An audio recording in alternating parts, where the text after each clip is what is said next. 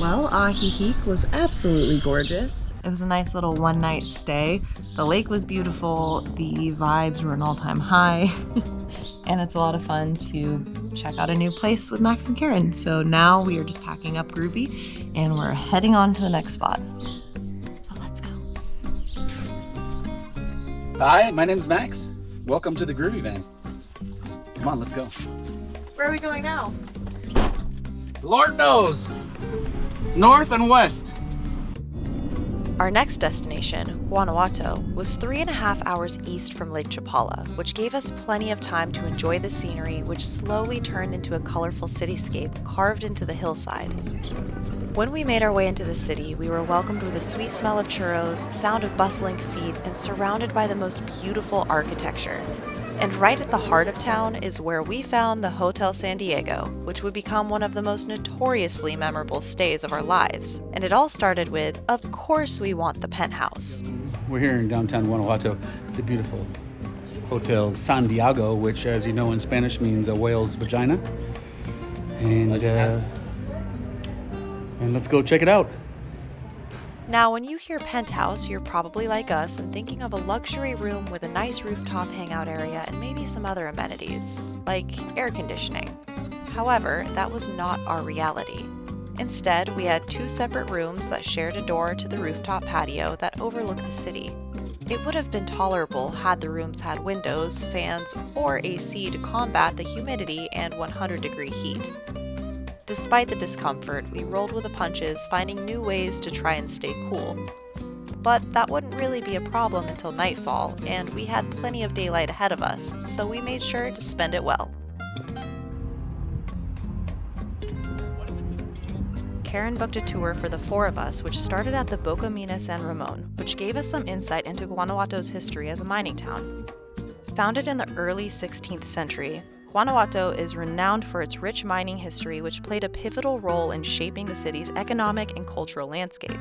The discovery of silver deposits in the region, particularly in the Valenciana mine, one of the most productive silver mines in the world, catapulted Guanajuato into a prominent position during the Spanish colonial period. By the 18th century, the city was a major hub for silver extraction, contributing significantly to the wealth of New Spain. The prosperity from the mining funded the construction of the city's beautiful Baroque and neoclassical architecture, including churches, theaters, and mansions, many of which still stand today.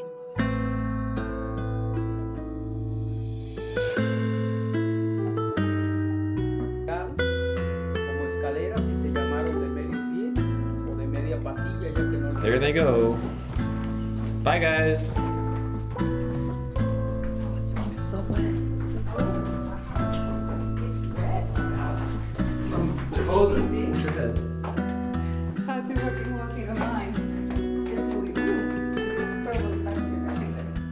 This is like a legit mine tour. We've done mine tours before, but this is like legit. Yeah.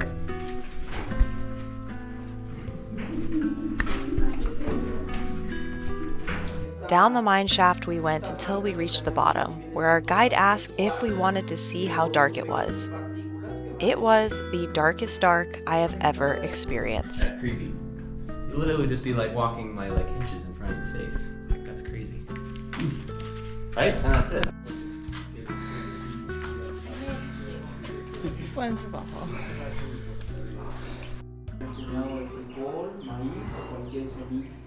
Your mark. The line store. This is how they make gold, this is how they make silver, this is how they make tequila. This is how they make everything. I think a little less shit with the gold mining though. However, it's pretty early, so you never know what's gonna happen around here. Out of the mine, we ventured onto the Mummy Museum, which was eye-opening. We're going to a museum right now in Guanajuato that is showing how the people that were buried here in the 1800s have been mummified due to the certain alkalinity in the dirt and whatever else is going on. Where are we going? You guys want to? I'm thirsty. When Chris and I visited Italy a few years prior, the phrase memento mori was above the entrance to the Capuchin crypt catacomb that inspired the small tattoo on my left arm. It was almost as a sign from the universe that the Spanish antithesis to that, estos vivos, was what welcomed us into the space that housed the bodies of those who could not pay their grave tax. Yes, even after you die, you are apparently still stuck with taxes, at least here in Guanajuato. The mummies of Guanajuato are a fascinating collection of naturally mummified bodies that were discovered in the municipal cemetery in the late 19th century. These mummies, preserved by the region's unique climatic and soil conditions, were exhumed between 1870 and 1958 due to a local tax law requiring families to pay for perpetual burial rights. When relatives failed to pay, the bodies were disinterred and stored into a nearby ossuary, revealing their remarkable preservation. The mummies exhibit a range of expressions and conditions, offering a haunting glimpse into the lives and deaths of 19th century Guanajuato residents. The mummies of the Guanajuato Museum house many of these bodies, drawing thousands of visitors intrigued by their eerie preservation and cultural insight they provide into Mexican burial practices and history. It was equally as fascinating as it was chilling to be so close to death. What sets these bodies apart from the remains in the aforementioned Italian crypts was that these bodies were more than bones. They had hair, fingernails, clothing, and unlike the Capuchins who willingly donated their earthly vessels to the crypts, these bodies were exhumed on a tax technicality, which to me is more horrifying than standing next to the deceased. After our humbling experience with the mummies, we got back in the tour van and visited an estate that had apparently discovered a torture chamber left over from the Spanish Inquisition. And, well, here we have a representation of an Inquisition judgment. The authority was the Inquisition, the one I represent, and they use this kind of torture devices just to get the confessions, not for killing. We also have a rack. They used to tie them from ankles, wrists, and turn around this level. The ropes above were stretching the body to separate the joints and cause a lot of pain. All this happened while others were watching from small cells in the walls as a psychological torture. They were waiting for their judgments. What's this?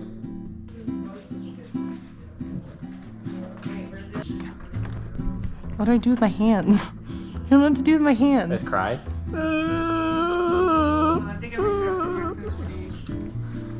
Kill me now. That's it. You're done. After a long day of exploration, we made our way up to the El Pila Monument and Overlook. According to Karen, we are in hell because the Grim Reaper is right there. Tenemos la china, la loca y la que y tenemos el chiquito también. Night had fallen, and the lights of the city were a strong competition for all of the stars in the sky. Pretty neat, huh? Marissa, what do you think about Guanajuato so far? I'm gonna live here forever. Really? Kenna and I are gonna buy a house, and we're gonna live here, and we're gonna learn Spanish. Probably me, because Kenna's Spanish is not good. We still have a couple And, more stops on the trip, so. He's saying I should wanna save stop. my investment for something potentially better. You want to stay in the tombs, maybe? No, Call that home? no. Ask this guy, he'll tell you. It's just a good reminder. You should pay your taxes. This is where our tour ended, agreeing to take the funicular back down to the city center, releasing our tour guide of his duties.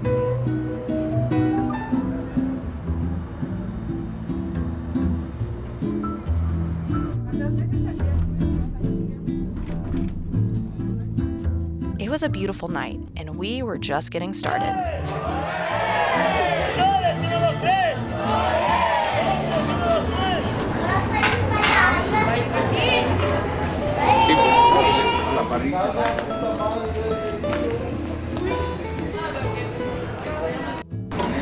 You want to take a picture of Karen eating a taco?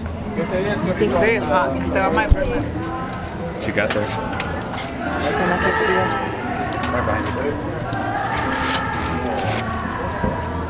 Max, I'm ready for my another shot. I'm ready too. We had street tacos for dinner, then found a sweet bar that was music-themed, decorated with old vinyl, guitars, and rocker memorabilia.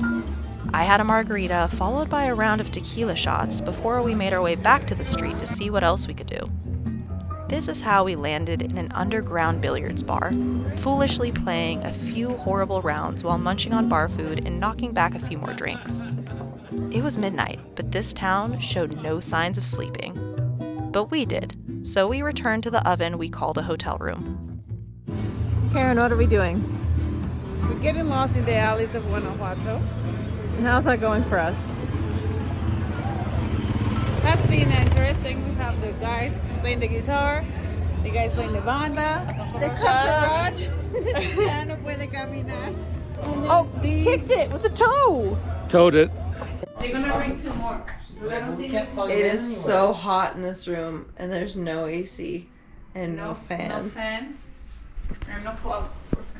And no plugs for fans. Your bathroom is cute. We're gonna die.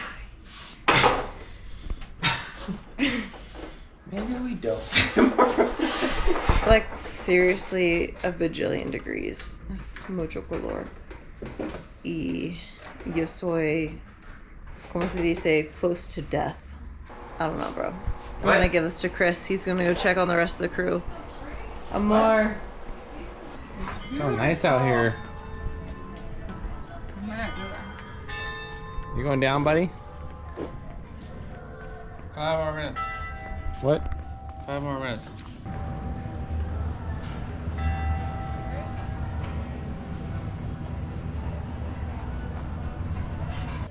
It is so hot in our hotel rooms that the crew has resulted to this.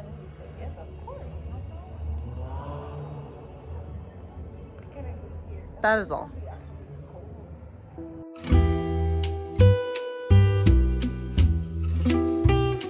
In the morning, I jokingly asked everyone how they slept, already knowing the answer. Not only were we a tad hungover from our nighttime festivities, but trying to sleep in an absolute sweatbox made matters much worse. It was reminiscent of our Temescal experience the year prior, but at least then we got to go home to our boat and enjoy the cool sea breeze. Here, we had to suffer, doing all we could to find some type of comfort in the uncomfortable. So we all almost sweated to death last night, but luckily we got some extension cords so we can move the cold air from outside through the fan into this room, into this fan, and then into this room. Hopefully it works in theory, because if we didn't show you before, our room has no windows. Those aren't windows. So, it's the state of where we're at right now. We're gonna go outside and enjoy the rest of this evening while we still can, and deal with this sweat lodge later. We wandered downstairs to find breakfast, where we ordered callejones that may have saved our whole day. Afterwards, we visited the church across the street and admired the architecture while making note of how every church we had visited had become more of the same. Yet another similarity to our Italy adventure in 2022. So when you get married or rent a church in Mexico, they charge you a flat fee for using the church, but if you want any chandeliers on, they charge you for the amount of chandeliers you're gonna turn on for the hour that is the mass.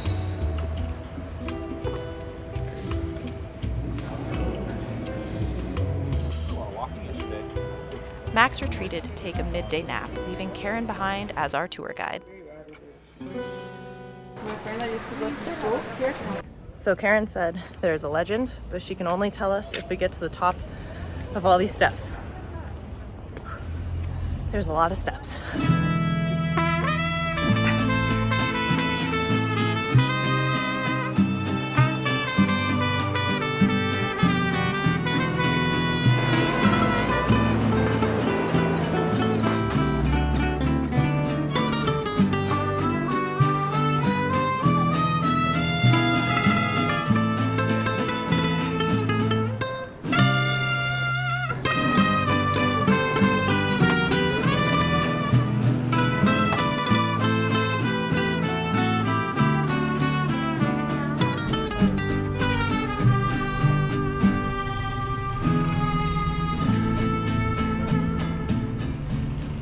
So Guanajuato actually has more underground tunnels with roads than it does surface streets on the top level.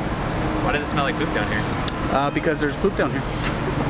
The underground thingy. Max rejoined us after a long walkabout just in time to head to the market where we order guacamayas, a Mexican street food originating in the state of Guanajuato. So the guacamayas are the traditional dish in Guanajuato City. So she's making one, and it's a special one that has carnitas and avocado on it. So they're big. Is this one of your favorite things in Guanajuato? Yes. And this is the only place that you can get them like this, like with all the carnitas and stuff. If you don't come here, you're gonna get just the regular with the chicharrón and the salsa.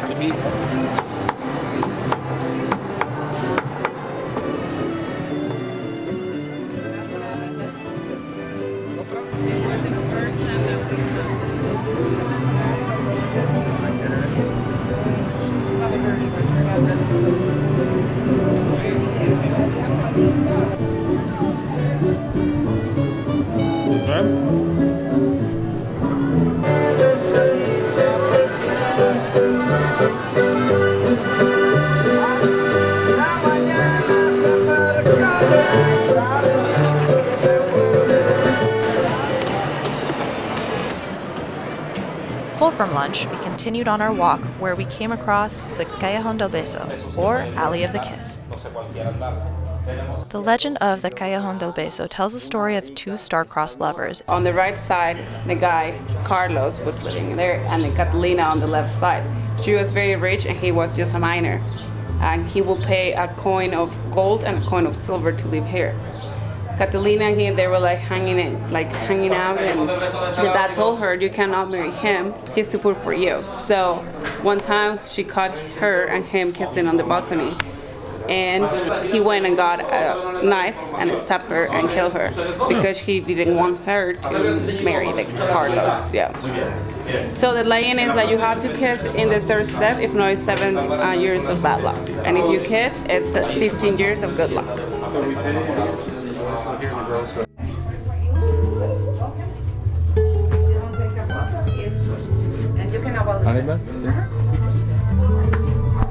Walking up this thing, but I don't know if this is right.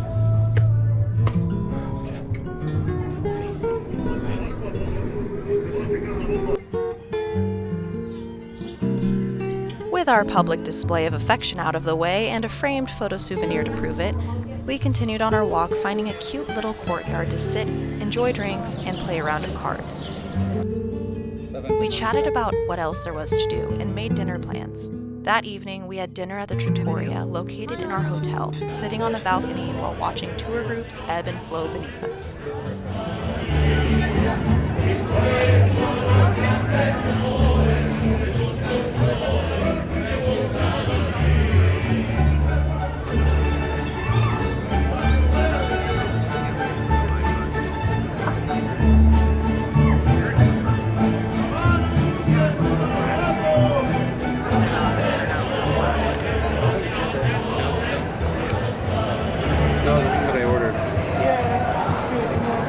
I call this my chaos camera because I throw it in my purse and I take pictures at the bar with it. I take pictures just when we're out and about. Sometimes the shots turn out, sometimes they don't, but it's kind of fun to see what you get. It's a reusable film camera.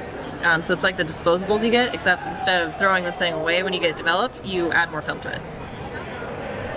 So it's a camera. So it's a camera. Point and shoot. You fucking young kids. It's like a disposable, but when it's done, you can add more film to it. I have to explain it because people don't want it.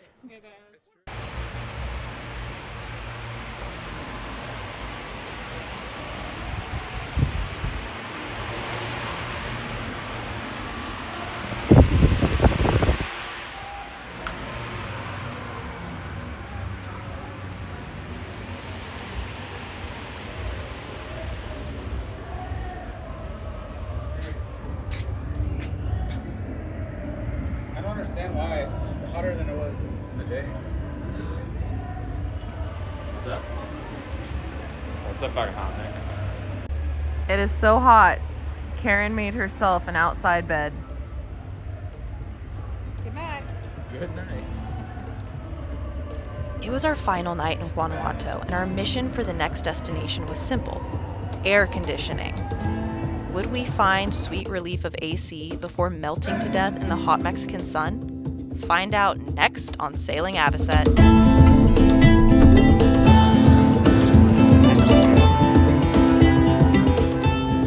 We went shopping. We got things.